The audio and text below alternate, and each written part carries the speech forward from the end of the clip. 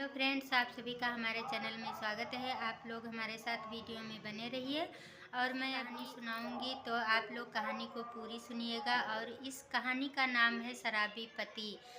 जगन और किरण नाम के पति पत्नी एक सुंदर से गांव में रहते थे। और जो किरण का पति जगन था वो बहुत ही बेवड़ा था। किरण उसकी हरकतों से बहुत परेशान रहती थी। वो दिन भर ही दारू शराब पिया करता था। इससे किरण बहुत इसी तरह से एक दिन किरण अपनी पति को खोज ही रही थी और इधर उधर खोजा तो कहीं नजर नहीं आया। फिर जाकर के उसने नदी के किनारे देखा तो वो शराब की बोतल लिए हुए और शराब पी रहा था। मैं गई और कहने लगी, तुम यहाँ क्या कर रहे हो? तो उसने कहा, मैंने आज बहुत सारी मछलियाँ नदी से पकड़ी है और मैंने सारी मछलियों को आज़ाद कर दिया है फिर से नदी में।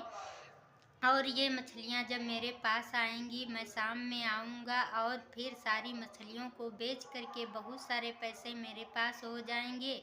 यह सुनकर के किरण को बड़ी गुस्सा आई और तुरंत वहाँ से वापस चल दी।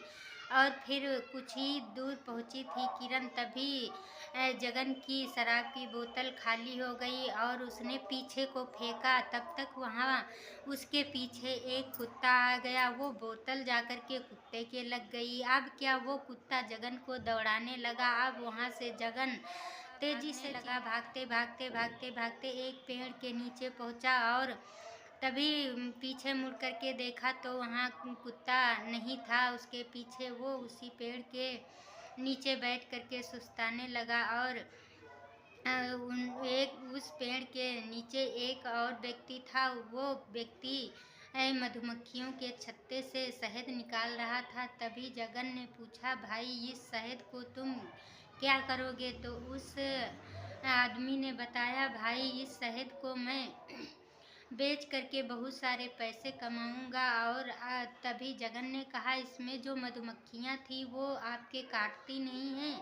शहद वाले ने कहा, नहीं, मधुमक्खियों को मैंने कल ही भगा दिया था, इसलिए मैंने आज इसमें से शहद निकाला है और शहद को बेच लूँगा बाजार में, मेरे पास बहुत सारे पैसे हो जाएंगे। जगन ने उसकी बात सुनकर के बहुत खुश हुआ और कहने लगा कि मैं वैसे भी कुछ काम धंधा नहीं करता हूँ, चलो अब यही एक पैसे कमाने की उपाय मिली है। और वो फिर पेड़ पे जा कर के मधुमक्खी का छत्ता देखने लगा और फिर एक उसे बड़ा सा पेड़ नजर आया। तब वो जा कर के उसी पेड़ के नीचे देखा और उस पेड़ के ऊपर जैसे ही देखा तो उसमें एक बड़ा सा मधुमक्खी का छत्ता लगा हुआ था। जगन ने कहा, अब तो बन गया काम, और तुरंत उस पेड़ के ऊपर चढ़ गया और उसी मधुमक्खी के छत्ते में हाथ डाल दिया।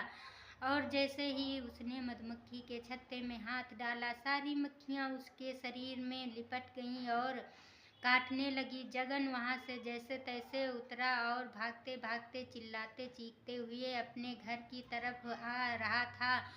और फिर उसका पीछा मधुमक्खियों ने नहीं छोड़ा और चिल्लाते चिल्लाते अपने घर घुस गया। उसकी पत्नी किरण ने जैसे ही देखा तो कहने लगी, क्या हुआ जी? उसने कहा, जगन ने कहा, अरे किरण, पहले तू खिड़की दरवाजे बंद कर, फिर बाद में बताऊंगा। और तभी किरण ने दौड़ करके खिड़की दरवाजे बंद कर दिया और फिर कहने लगी, अब क्या हुआ बताओ ना।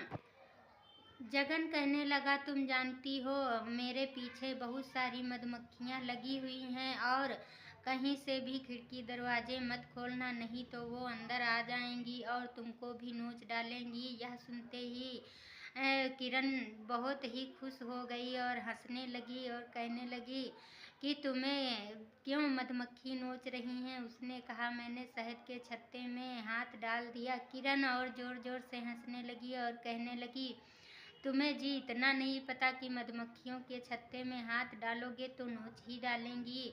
और इतना कह ही रही थी, दोनों की बात चल रही, इधर क्या हुआ, तेज से आंधी का झोंका आया और उसकी खिड़की दरवाजे खुल गए और सारी मधुमक्खियां भिनभिना करके उसके घर में प्रवेश कर गईं और जगन किरण को दोनों को फिर से नोचने लगी।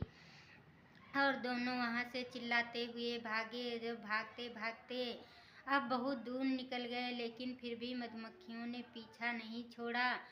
तो अब क्या, वो गगन किरण दोनों भाग रही थी। फिर जाकर के उन्हें एक तालाब मिला और दोनों उसी तालाब में नहाने लगे। तब जाके मधुमक्खियों ने उनका पीछा छोड़ा।